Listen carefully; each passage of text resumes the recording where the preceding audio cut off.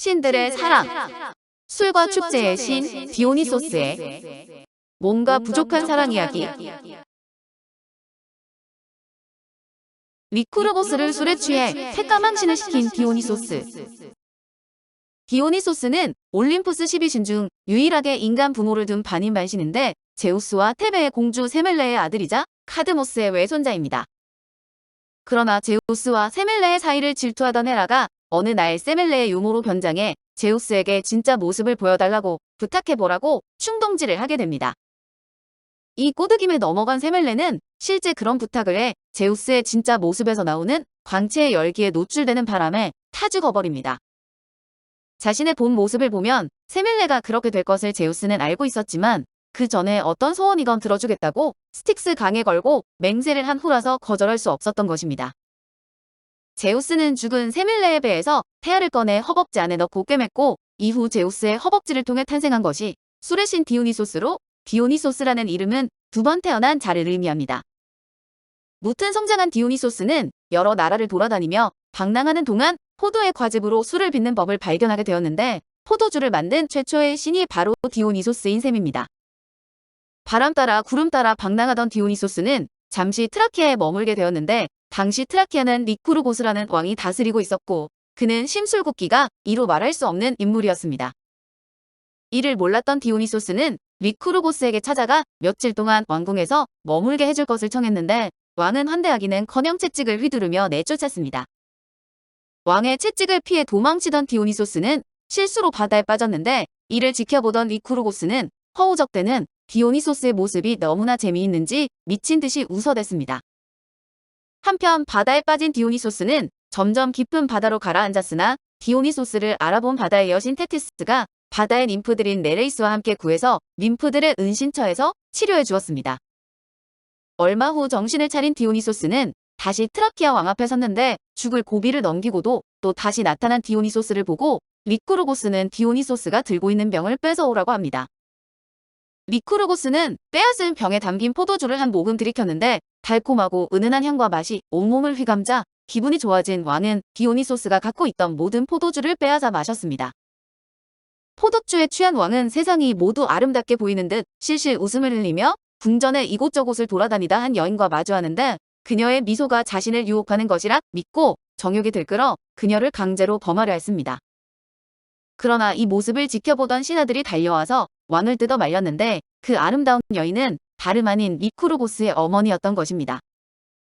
자신의 잘못을 깨달은 그는 어머니를 알아보지 못할 정도로 자신을 취하게 만든 것이 무엇이냐고 디오니소스에게 물었고 그는 포도나무의 열매로 만든 것이라 일러주었습니다. 그 길로 리쿠르고스는 궁전에 심겨진 포도나무에게 다가가 분한 마음에 포도나무의 밑동을 도끼로 찍자 그 밑동에서 포도주보다 더 붉은 피가 흘러나왔습니다. 리쿠르고스가 포도나무라고 믿었던 그 나무는 다름 아닌 그의 아들이었던 것으로 완전히 실성한 리쿠르고스는 거기에서 멈추지 않고 자신의 아내까지 죽이고 말았습니다. 결국 어머니를 범하고 아들과 아내를 죽인 리쿠르고스에게 죗값이 내려졌는데 그가 다스리던 트라키아는 기근에 시달리게 되었습니다. 이런 현상이 왕이 저지른 죄 때문임을 알게 된 백성들은 그를 붙잡아 판가이온산으로 데려가 짐승의 먹이로 주었는데 디오니소스를 박해한 죄의 대가가 연이어지는 사륙으로 이어진 것입니다. 여물지 못한 디오니소스의 첫 번째 사랑, 에리고네. 디오니소스는 다시 길을 떠났는데 자신이 만든 포도주에 취해 떠돌던 그는 더 좋은 포도주를 만들기 위해 포도나무가 많이 자라는 아시아로 걸음을 옮겼습니다. 디오니소스는 가는 곳마다 그곳 주민들에게 포도나무 재배와 포도주 제조법을 가르쳐주곤 했는데 포도주를 마신 사람들은 마실수록 야릇한 기분을 느끼게 되자 더욱 열광했습니다.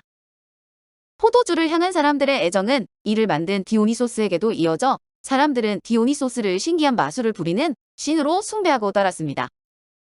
디오니소스는 가는 곳마다 많은 사람들의 찬양을 받았으며 그를 따르는 신도의 수도 갈수록 늘어났습니다. 반면에 이런 디오니소스의 포도주를 악마의 음료로 생각하고 거부하는 이들도 있었는데 그런 사람들 때문에 디오니소스는 어이없게도 첫사랑을 잃게 됩니다. 아티카에 도착한 디오니소스는 이번에도 역시 주민들에게 포도주 제조법을 알려주기 위해 마을을 찾았습니다. 그곳에서 이카리오스라는 농부와 그의 딸 에리고네를 만나게 되었는데 그들은 낯선 이방인인 디오니소스에게 친절하게 대해 주었습니다.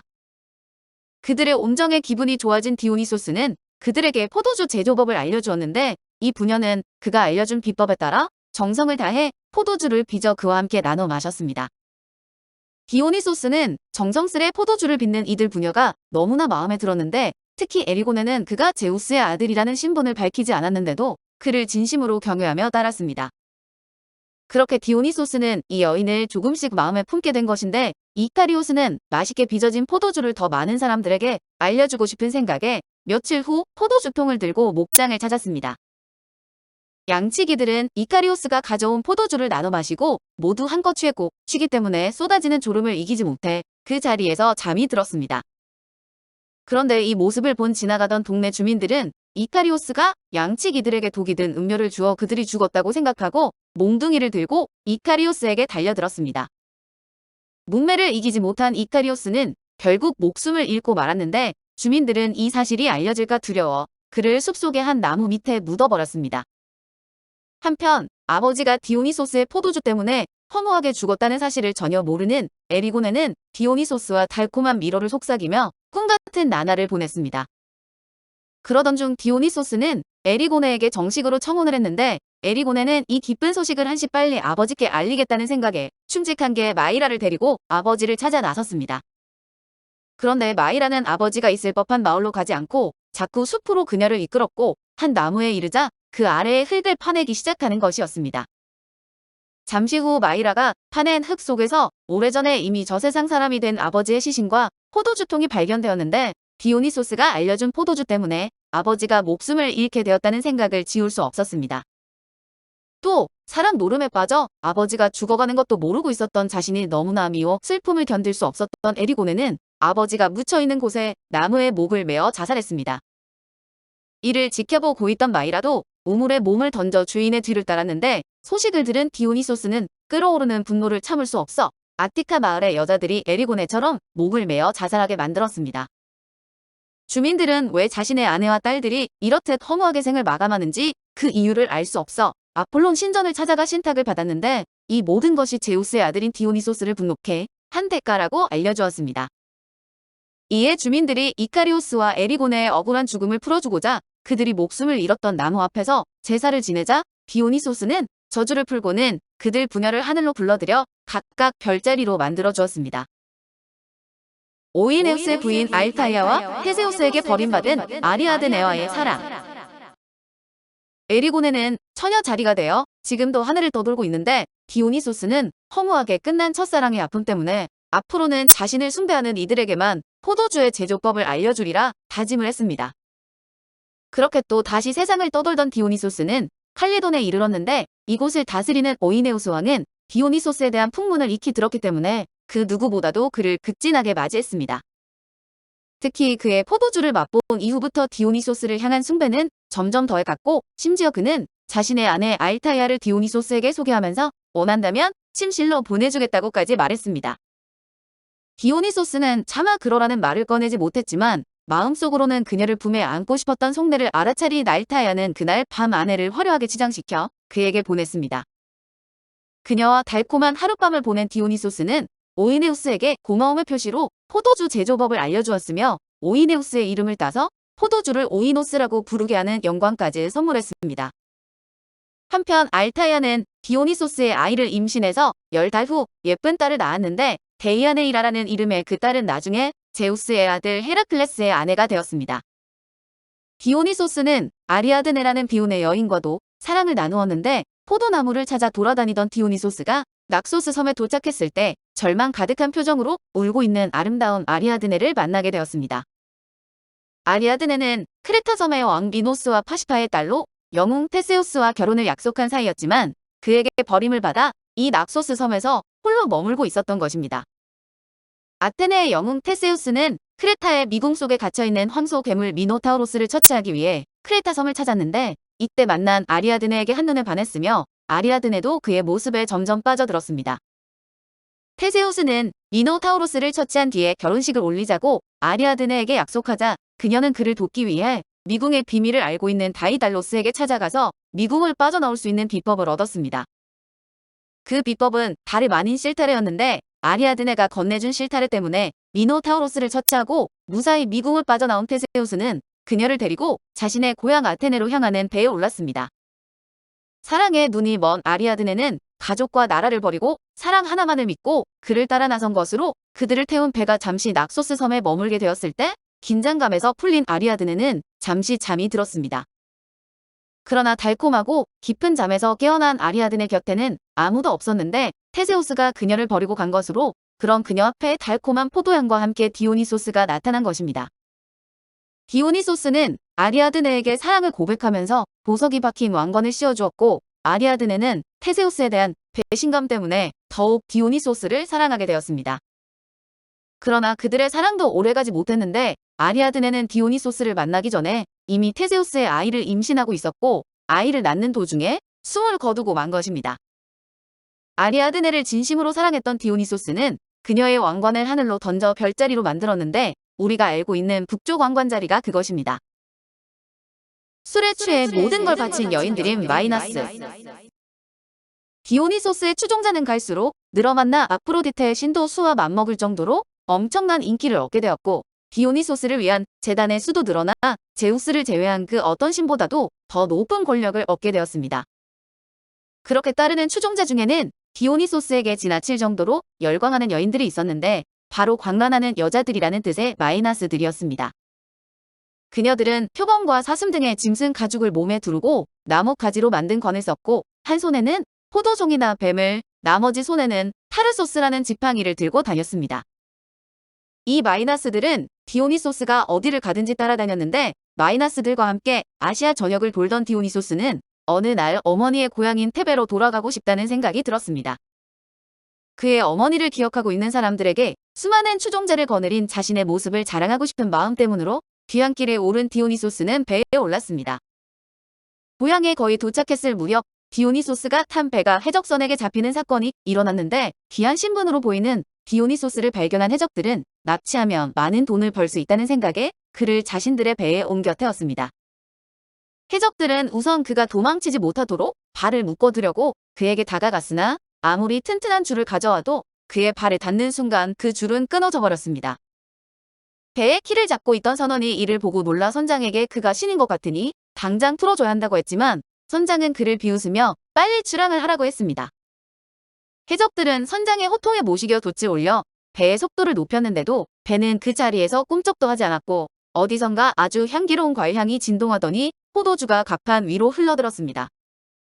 게다가 푸른 잎사귀들이 갑판 위로 스멀스멀 기어 나오더니 이내 포도나무로 자라 돛까지 뻗어 올라갔는데 포도 덩굴이 돛대를 휘감으며 위로 뻗어 올라가는 모습은 흡사 뱀 여러 마리가 기어오르는 것 같았습니다.